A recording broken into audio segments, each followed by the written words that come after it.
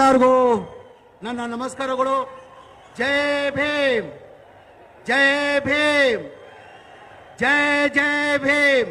ಜರ ಜೋರಾಗಿ ಧ್ವನಿಯಲ್ಲಿ ಹೇಳಿ ಸರ್. ತಮ್ಗೆಲ್ಲ ಗೊತ್ತೇ ಇದ್ದಂಗೆ 2014 ಕೇಂದ್ರದಲ್ಲಿ ಬಿಜೆಪಿ ಸರ್ಕಾರ ಬಂದಾದ್ಮೇಲೆ ನಮ್ಮ ರಾಜ್ಯದವರೊಬ್ಬ ಕೇಂದ್ರದ ಮಂತ್ರಿ ಆಗಿದ್ರು ಅನಂತ್ ಕುಮಾರ್ ಹೆಗಡೆ ಅವರು ಒಂದು ಮಾತನ್ನ ಅಂದ್ರು. ನಮ್ಮ ಬಿಜೆಪಿ ಸರ್ಕಾರ ಬಂದಿರದೆ ಸಂವಿಧಾನ ತೆಗಿಯಕ್ಕಂತ ಅವ್ರು ಹೇಳಿರೋ ತಮ್ಗೆಲ್ಲ ಗೊತ್ತಿರೋದು.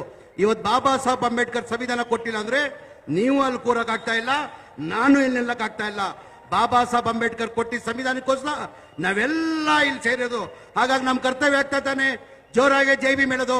ಜೈ ಭೀಮ್, ಜೈ ಭೀಮ್, ಜೈ ಜೈ ಭೀಮ್.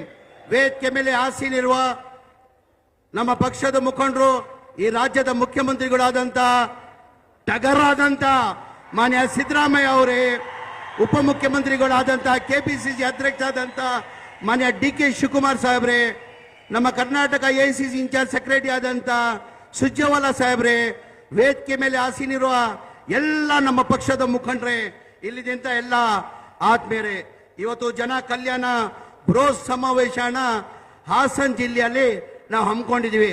ಇಷ್ಟು ದೊಡ್ಡ ಮಟ್ಟದಲ್ಲಿ ಕನಿಷ್ಠ ನನ್ನ ಅನಿಸಿಕೆ 2.5 ಇಲ್ಲ 3 ಲಕ್ಷ ಜನ, ಅದಕ್ಕಿಂತ ಹೆಚ್ಚಾಗಿ 2 ಪಟ್ಟು ಜನ ಆಚೆ ಇದ್ದಾರಂತ ಮಾನ್ಯ ಪೊಲೀಸ್ ಇಲಾಖೆಯವರು ಹೇಳಿದಿರಾ.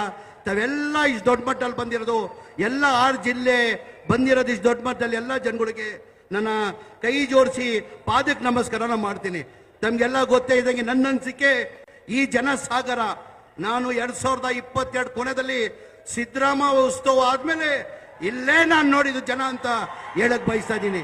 ನಾನು ದಯಮಾಡಿ ಹೆಚ್ಚಾಗಿ ಮಾತಾಡಕ್ ಹೋಗಲ್ಲ, ಏನಕ್ಕಂದ್ರೆ ಬಹಳ ಕಾತ್ರಿಂದ 3 ಗಂಟೆ ಆಗಿದೆ. ತಾವೆಲ್ಲ ಯಾರು ಊಟ ಮಾಡಿಲ್ಲ, ತಾವೆಲ್ಲ ಬಹಳ ಕಾತ್ರಿಂದ ನಮ್ಮ ನಾಯಕರಾದಂಥ ಟಗರಾದಂಥ ಸಿದ್ದರಾಮಯ್ಯ ಅವ್ರ ಮಾತು ಕೇಳಕ್ಕೆ ತಾವು ಕಾಯ್ತಾ ಇದ್ದೀರಾ. ಹಾಗಾಗಿ ನಾನು ಹೆಚ್ಚಾಗಿ ಮಾತಾಡೋಕಲ್ಲ, ಇನ್ನೊಂದು ದಿನ ಹಾಸನ್ಗೆ ಬಂದು ತಮ್ಮ ಉದ್ದೇಶಿ ಮಾತಾಡ್ತೀನಿ ಅಂತ ಹೇಳ್ಬಿಟ್ಟು ನನ್ನ ಮಾತಾಡೋಕೆ ಅವಕಾಶ ಕೊಟ್ಟಿದ್ದು ನನ್ನ ಮಾತು ಮುಗಿಸ್ತೀನಿ.